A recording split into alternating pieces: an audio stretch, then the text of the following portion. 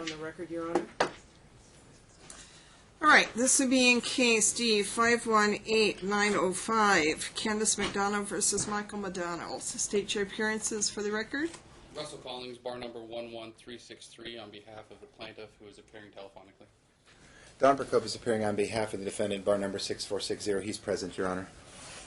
All right, and this is a motion for exclusive possession. Just as a little bit of history, this case has been going on for some time. We've had numerous hearings on this, both Judge Marquis and myself.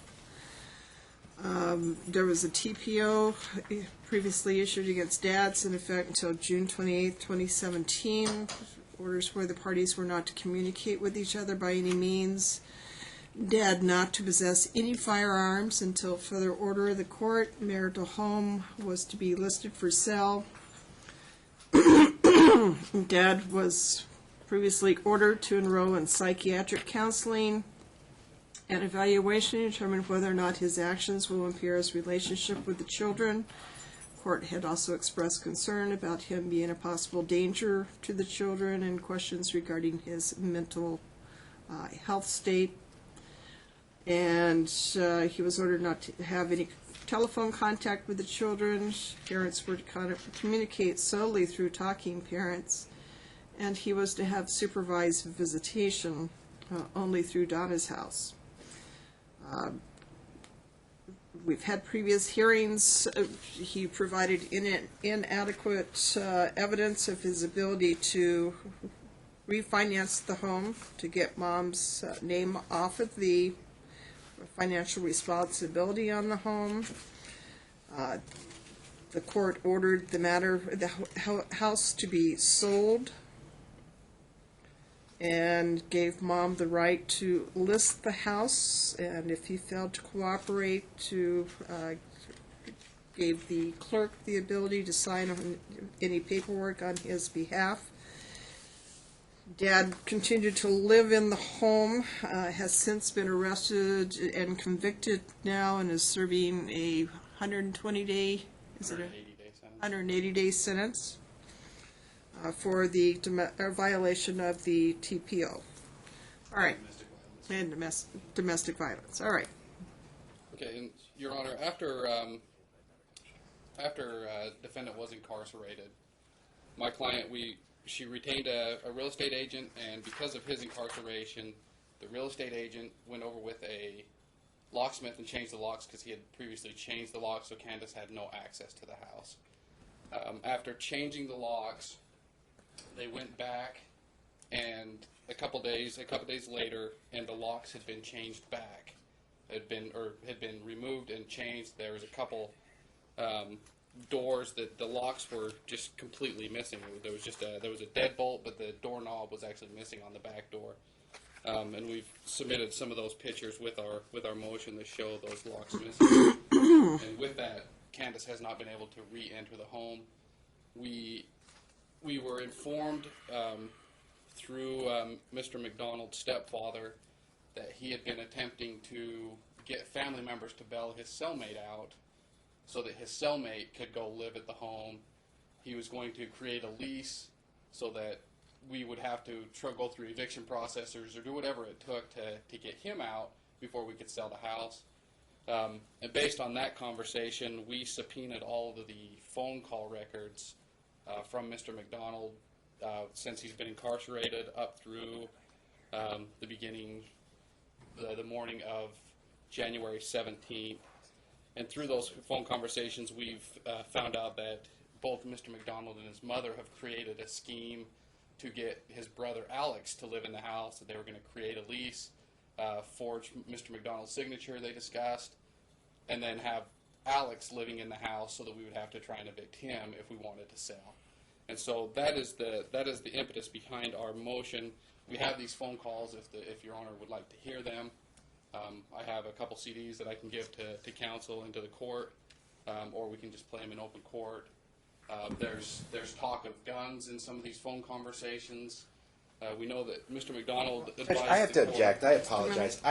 I was never, nobody, my client nor myself, nobody was given these. We're talking about stuff that's ambush. I appreciate it, thank you. It's basically ambush. Your Honor, we did mention the phone calls in our motion.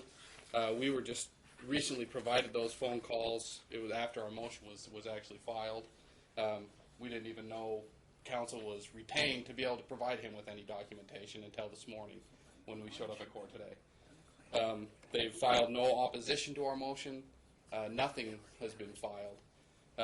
And at this point, all we're asking for is for Candace to be granted exclusive possession of the home so that he cannot sign any fraudulent leases, have anybody in the house, so Candace can move forward with the sale of the home. With Mr. McDonald being incarcerated, he doesn't need to live there and will not be prejudiced if Candace is given exclusive possession.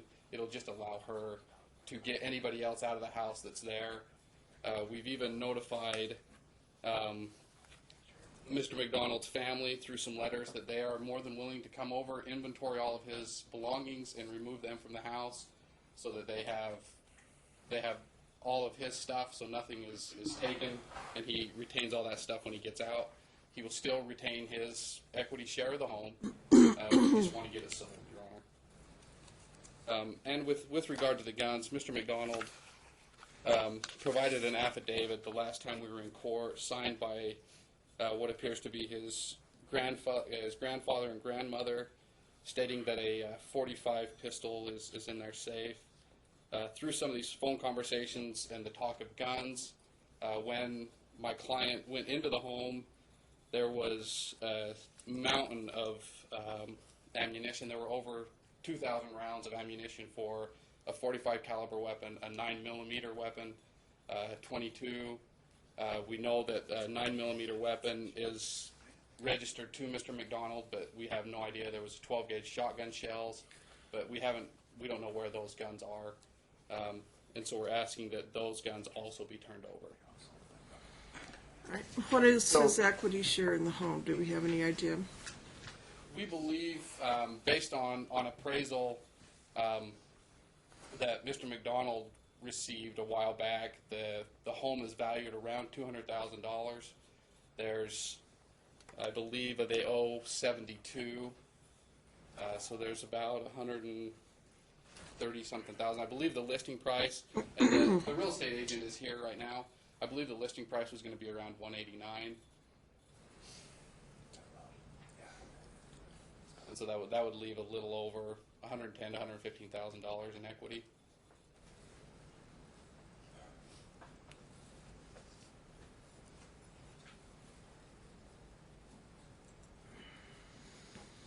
Okay. All right, so here's the dilemma. You ordered that the house be placed on the market and the listing agreement would be signed, or the clerk of court would sign it. You did not order that she be allowed in that residence prior to any hearing like this today. So first of all, that's my client's residence, has been my client's residence for a year and a half or more, since she left the residence during the pendency of this divorce, etc., does not live there, has not lived there, and now we have a problem because by herself, while my client was incarcerated, she goes and enters the residence. And now my client is saying there's things missing.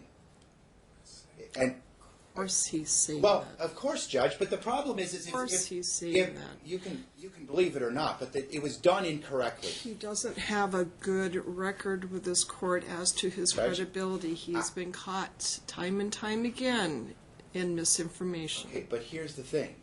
Why would you even take the chance? That's not the issue today. The issue is exclusive possession. the issue is the exclusive possession. But and a lot of what was in the plaintiff's Issue argument is- was nothing to do with that, except what she found allegedly in this residence that she wasn't even supposed to be in. So we're going to end up it's going to end up to be a problem moving forward, because what's going to happen is We can resolve this all at the end. Right now, we have a house that's been ordered to be sold. Correct. She is going to be given exclusive possession of that house because Mr. McDonough will not cooperate. If you let me finish, Judge, I just want to finish. And the equity is going to be held, his share of the equity is going to be held. So if he causes any problems regarding her being given exclusive possession and getting that house sold, by having someone move in there or do his leases, that money that she's going to have to expend to take care of that is going to come out at his share, and he's going to end up with absolutely zero. Judge, I wish you would So- let me finish. You didn't even let me. This is not the first hearing we've had on I this. understand. It's the first hearing for You're exclusive not possession. completely up to speed on I read the this. entire file, Judge. All right. I've read the entire file. Make I your record. understand that his credibility and his perception of the court is not good. Okay. All I was trying to say is why would you want to take the chance of creating a shadow of a problem as to entering this house without permission of the court prior to being given permission of the court? Because now you're going to have that exact issue. You have things that are going to be missing. You're going to have things that why not have said what they're saying now, which is give my client's family 2 weeks, 3 weeks to get the house of his property cleaned out and protected before you go and change the locks while my client's incarcerated. That really wasn't a smart move to do in this situation. And it wasn't a smart move for him to do what he did, so he ended up in jail. He had the ability to have the family go over and inventory that because he knew that wife had been given, plaintiff had been Permission given to the sell. right to sell, Right to to sell. list it, which means they had to have access in order to be able to show the house when he was in jail and wasn't cooperating. So I don't have a problem with them changing the locks. So you Now, if the family wants to go over there and get his stuff out, they can get it out. In the meantime, Mom is being given exclusive possession of the home. Can we have a 2-week hiatus on that until my client can get No. these things out? So in other words, she can access, she can take this. That's Burglary. you're just acting for more litigation and everything else. That's all that's happening. So, give us 2 weeks, Judge. He can have a family member go over with her within the next 3 days, take a videotape of the contents of the house. It's already gone. Everything things that she took is already gone. So All the valuables. Now, that's his allegation. She has no reason to take anything. She is going to be able to sell that house. So don't come in here and be throwing out these allegations that you can't back up, sir, So not necessary. because his share of that equity is going to be held. shouldn't all of it be held? His share of that equity You're gonna is appeal. going to be held until well. the end of the case. So, no, we're not going to hold all of it. So my savings. So even though the crux of the appeal is the division of property in this situation, There is no stay in this matter. it's an automatic stay. It is not an automatic. It's not an automatic stay. Okay, so Filed the Supreme Court. All right. we have So, there's a stay you've got that your comes. motion for exclusive possession. Dad, you've got 3 days to have your representative work out a time to meet with them to have a videotape done. Your client, if she's not contacted by a family representative to come in and work with her on the videotape, just go in with a videotape, Stop. Sorry. and we'll deal with all Can I these have the issues counsel after table? the house is sold. He's my partner. Oh, he wasn't identified. That's why I didn't know Okay. he was on council table. John Albright on behalf of plaintiff, 11430.